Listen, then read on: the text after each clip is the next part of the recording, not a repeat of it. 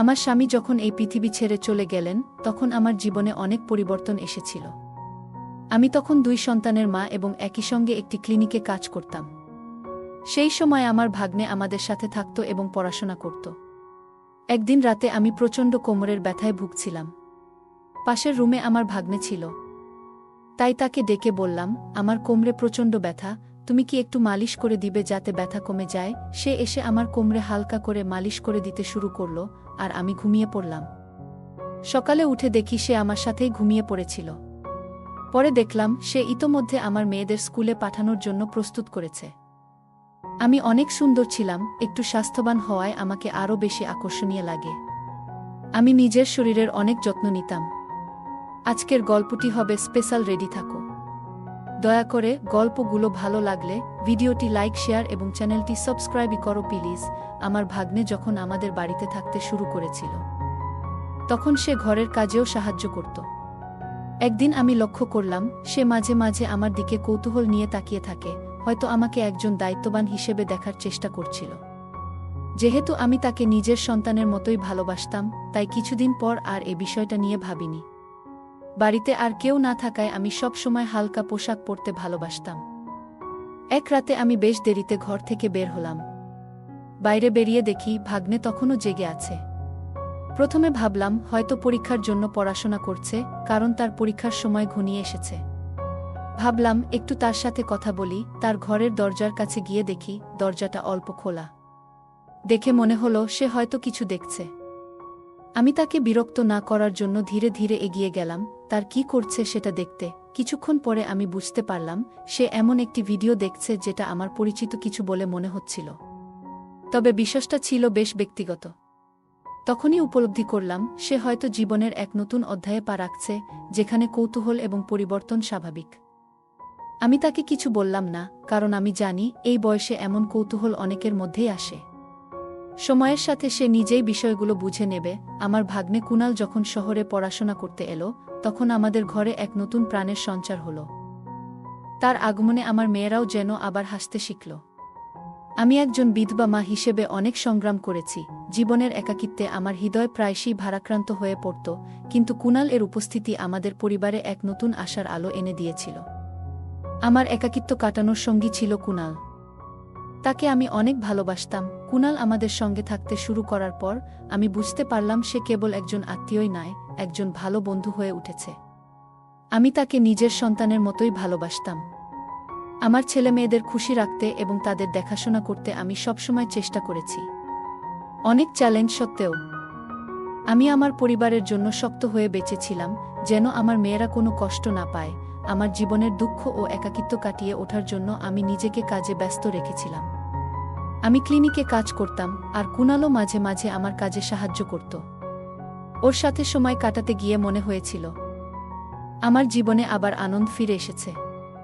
সে ছিল আমার পরিবারের জন্য আশীর্বাদের মতো, আমাদের সকলকে একত্রিত করার জন্য। সে শহরে পড়াশোনা করতে এসে আমার 2 মেয়েকে পড়ানোর দায়িত্ব কুনালকে দিয়েছিলাম। কুনাল খুবই শান্ত ও নম্র প্রকৃতির, তাই আমি ভীষণ খুশি ছিলাম যে সে আমার মেয়েদের পড়াতে শুরু করেছে। তার সাহায্যে মেয়েরা আবার পড়াশোনায় মনোযোগী হলো এবং ভালো নম্বর পেতে শুরু করল। বাবাকে হারানোর পর তাদের পড়াশোনা প্রায় বন্ধ হয়ে গিয়েছিল, কিন্তু কুনাল এর আন্তরিক প্রচেষ্টায় তারা আবার আগ্রহ ফিরে পেয়েছে। কুনাল ভার্সিটিতে যেত এবং আমরা যেদিন ক্লিনিক থেকে ফিরতাম তখন আমি খাবার তৈরি করতাম, কিন্তু সে সবসময় নিজের রুমে বসে একাই খাবার খেত। আমি কখনো তাকে তার সিদ্ধান্তে বাধা দিইনি, কারণ সে সবসময় তার ব্যক্তিগত সময়কে সম্মান করত। মাঝে মাঝে আমি লক্ষ্য করতাম সে আমার দিকে তাকিয়ে আবার নিজের কাজে চলে যেত। তার আচরণে একটা অদ্ভুত কিছু ছিল, তবে আমি কখনোই তাকে তার ব্যক্তিগত জীবন নিয়ে প্রশ্ন করিনি। কুনাল আমাদের সাথে থাকতে এসে পরিবারের এক সদস্যের মতো হয়ে উঠেছিল। ঘরের ছোটখাটো কাজ, বাজার করা, এমনকি মাঝে মাঝে ঘর পরিষ্কার করাও সে নিজেই করত। এতে আমার মনে পড়ে গেল আমার অতীতের প্রিয়জনের কথা, যে আমার জীবনে একইভাবে একটি গুরুত্বপূর্ণ স্থান দখল করেছিল। দুজনের মধ্যে কিছু মিল থাকলেও কুনাল তার নিজের মতো একজন সৎ, দায়িত্বশীল মানুষ ছিল। আমার জীবনের অতীত স্মৃতি কুনালের উপস্থিতির সাথে মিলেমিশে এক নতুন রঙে রাঙিয়ে তুলেছিল, এবং আমি তার প্রতি কৃতজ্ঞ ছিলাম যে সে আমাদের জীবনকে আবার নতুন আলোয় পূর্ণ করেছিল। আমি আর আমার স্বামী সুনীল যখন প্রথম একে অপরের সাথে পরিচিত হলাম তখন আমাদের সম্পর্কের মধ্যে ধীরে ধীরে এক গভীর বন্ধন তৈরি হয়েছিল। আমরা একে অপরের প্রতি ভালোবাসা ও বিশ্বাসের মাধ্যমে জীবনের সব বাধা অতিক্রম করেছিলাম। বিয়ের আগে থেকেই আমরা শহরে থাকার পরিকল্পনা করেছিলাম, কারণ গ্রামে থাকার চেয়ে শহরে আমাদের জন্য জীবনটা অনেক সহজ ছিল। আমার মেয়েদের ভালোভাবে বড় করার জন্য আমার স্বামী সবসময় আমার পাশে থেকেছেন। সুনীল ছিল আমার জীবনের সবচেয়ে প্রিয় ব্যক্তি, যাকে হারানোর পর আমার জীবনে অনেক শূন্যতা সৃষ্টি হয়। তার মৃত্যুর পর আমি প্রতিশ্রুতি দিয়েছিলাম যে আমি আমাদের সন্তানদের সবসময় ভালোভাবে লালন পালন করব এবং তাদের কোনো অভাব বুঝতে দেব না। কুনাল তখন আমাদের জীবনে প্রবেশ করেছিল। আমি তার দায়িত্ব নিলাম এবং তাকে আমাদের পরিবারের একজন সদস্য হিসেবে গ্রহণ করলাম। যখন তার বাবা হঠাৎ করে আমাদের ছেড়ে চলে গেলেন, তখন কুনালকে নিজের কাছে রাখার সিদ্ধান্ত নিই। আমি তাকে আমাদের বাড়িতে নিয়ে এলাম, যাতে সে আমাদের সাথে থেকে পড়াশোনা করতে পারে এবং পরিবারের একজন হিসেবে বেড়ে উঠতে পারে। কুনাল যখন প্রথম আমাদের সাথে থাকতে শুরু করেছিল, তখন সে খুবই লাজুক ছিল। হোস্টেলে না থেকে আমাদের সাথে থাকার সিদ্ধান্ত নেওয়ার পরেও আমি লক্ষ্য করলাম যে সে আমাদের সাথে মিশতে একটু দ্বিধাগ্রস্ত ছিল। প্রথম 3 মাসেও সে খুব কম কথা বলত এবং যখনই আমি তার সাথে কথা বলার চেষ্টা করতাম, সে বিনীতভাবে তার রুমে ফিরে যেত। আমার মেয়েরাও প্রথমে একটু হতাশ হয়েছিল, কারণ তারা আশা করেছিল কুনাল তাদের সাথে আরও বেশি সময় কাটাবে। ছোট মেয়ে জান্নাত বিশেষভাবে তার সান্নিধ্য চেয়েছিল এবং কুনালকে ভাইয়ের মতোই ভালোবাসা দিত। যদিও আমি আমার শরীরের অসুস্থতা নিয়ে কাউকে কিছু বলিনি, তবে আমি বুঝতে পারছিলাম যে আমার স্বাস্থ্যের অবস্থা খারাপের দিকে যাচ্ছে। কিন্তু আমি আমার দায়িত্বগুলো ঠিকঠাকভাবে পালন করতে চেয়েছিলাম, তাই আমি কাজ চালিয়ে যেতে থাকলাম। কুনালের ব্যবহারে দিন দিন কিছুটা পরিবর্তন লক্ষ্য করলাম। সে বেশিরভাগ সময় তার রুমে একাই থাকত এবং বাইরে খুব কমই আসত। আমি ভেবেছিলাম হয়তো তার ভার্সিটির পড়াশোনা নিয়ে অনেক চাপ রয়েছে, তাই নিজেকে সেই চাপ থেকে মুক্ত করার জন্য তার একটু একা সময় কাটানোর প্রয়োজন।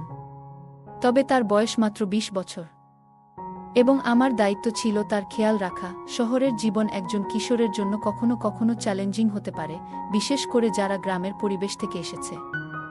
আমি সবসময় চেয়েছিলাম কুনাল যেন সঠিক পথে থাকে এবং আমার নিজের পরিবারের অংশ হিসেবে সে যেন ভালোভাবে বড় হয়। তাই আমি সবসময় চেষ্টা করেছি তাকে বোঝার এবং তার সঙ্গে ধীরে ধীরে একটি বন্ধুত্বপূর্ণ সম্পর্ক গড়ে তোলার। 4 মাস হয়ে গেছে, কিন্তু কুনালের সঙ্গে আমার সম্পর্ক এখনও খুবই দূরত্ব ছিল। ও সবসময় লাজুক ছিল আর আমার দিকে তাকাতে গেলেই মাথা নিচু করে ফেলত। আমি তার সম্পর্কে জানতে খুব আগ্রহী ছিলাম, বিশেষ করে সে কেন রাতে এত তাড়াতাড়ি রুমে চলে যায়। আমার শরীরের অসুস্থতার কারণে কিছুদিন এ বিষয়ে খোঁজ নিতে পারিনি। তবে একটু সুস্থ হওয়ার পর ঠিক করলাম কুনালের রুমে কি ঘটছে তা জানার চেষ্টা করব। একদিন রাতে যখন আমার মেয়েরা টিভি দেখছিল, আমি সাহস করে কুনাল এর রুমে গিয়ে লুকিয়ে থাকলাম। কিছুক্ষণ পর কুনাল রুমে এসে দরজা বন্ধ করল এবং চুপচাপ কিছুক্ষণ বসে রইল। আমি ভেবেছিলাম সে হয়তো ক্লান্ত হয়ে বিশ্রাম নিচ্ছে। তারপরে কুনাল তার ল্যাপটপটা খুলল এবং আমি ভাবছিলাম হয়তো সে পড়াশোনা করবে। কিছুক্ষণ পরে সে একটি ভিডিও চালালো। আমি সেখানে যা দেখলাম তা আমাকে হতবাক করল। ভিডিওটি ছিল আমার কিছু ব্যক্তিগত মুহূর্তের, যা কখনোই অন্য কারো কাছে যাওয়ার কথা ছিল না। আমি এতটাই বিস্মিত হয়ে গেলাম যে বুঝতে পারলাম না একজন পরিবারের সদস্য কিভাবে এমন কিছুতে জড়িয়ে পড়তে পারে। আমি একদম চুপ করেছিলাম, কারণ আমি বিশ্বাস করতে পারছিলাম না যে কুনাল এতটা ভিন্ন আচরণ করতে পারে। আর সে এসব পেল কোথা থেকে? আমি অবাক হয়ে দেখলাম কুনাল এমন কিছু দেখছে যা একদমই তার দেখা উচিত ছিল না। আমি অবিলম্বে আমার লুকিয়ে থাকার জায়গা থেকে বেরিয়ে এলাম এবং সে তখনও বুঝতে পারেনি যে আমি ওর ঘরে ছিলাম। আমাকে তার সামনে দাঁড়িয়ে থাকতে দেখে কুনাল বেশ অপ্রস্তুত হয়ে গেল এবং ভীতু কণ্ঠে জিজ্ঞেস করল, আপনি এখানে কি করছেন খালা? আমি শান্তভাবে তার দিকে তাকিয়ে বললাম, তুমি যা করছো সেটা আমি দেখেছি। কুনাল এর মুখে আশ্চর্য ও অপ্রস্তুত ভাব ফুটে উঠল। আমি তাকে বোঝাতে চেষ্টা করলাম যে সে আমার কাছে একেবারে পরিবারের একজন এবং আমি সবসময় তাকে নিজের সন্তান বলে মনে করতাম। কুনাল এর আচরণের পেছনে কারণ জানতে চাইলে সে মাথা নিচু করে নিরুত্তর রইল। অবশেষে একটু চুপ থাকার পর সে মৃদু কণ্ঠে স্বীকার করল যে সে কিছু ভুল করেছে। সে জানালো সে হয়তো ভুল পথে চলে গিয়েছিল এবং নিজেই কিছু ভুল সিদ্ধান্ত নিয়েছিল। আমি তাকে বোঝালাম পরিবারে একজনের গোপনীয়তা ও সম্মান বজায় রাখার গুরুত্ব কতটা এবং সে যেন তার ভুল থেকে শিক্ষা নেয়। কুনাল আমাকে জানালো যে সে গ্রামের শান্ত পরিবেশ থেকে শহরে আসার পর তার আবেগকে নিয়ন্ত্রণ করতে পারেনি।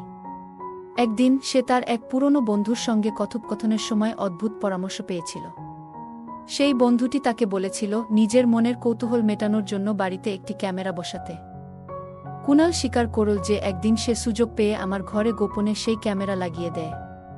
তার কথা শুনে আমি হতবাক হয়ে গেলাম। আমি অবাক হয়ে তাকে জিজ্ঞেস করলাম, তুমি কি ভুলে গেছ তুমি আমার সন্তানের মতো ছিলে? কিন্তু তার জবাবে সে আরও অবাক করে দিয়ে বলল, আমার আবেগ ও চিন্তাভাবনা একসময় পরিবর্তিত হয়েছে।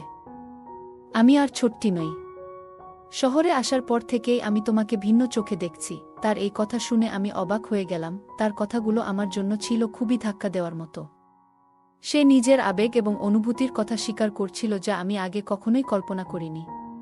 আমি তাকে বোঝালাম যে আমরা পরিবারের মানুষ এবং আমাদের সম্পর্কের মধ্যে একটা দায়িত্ব ও সম্মান রয়েছে যা কখনোই ভুলে যাওয়া উচিত নয়। আমার ধারণা ছিল না যে কুনাল এতদূর চলে যাবে এবং আমাদের সম্পর্কের সীমা অতিক্রম করবে। আমি তার ল্যাপটপ চেক করে আমার সব ভিডিও মুছে দিলাম। তবে যা দেখলাম তাতে অবাক না হয়ে পারলাম না। তার ল্যাপটপে আমার বেশ কিছু রেকর্ডিং ছিল।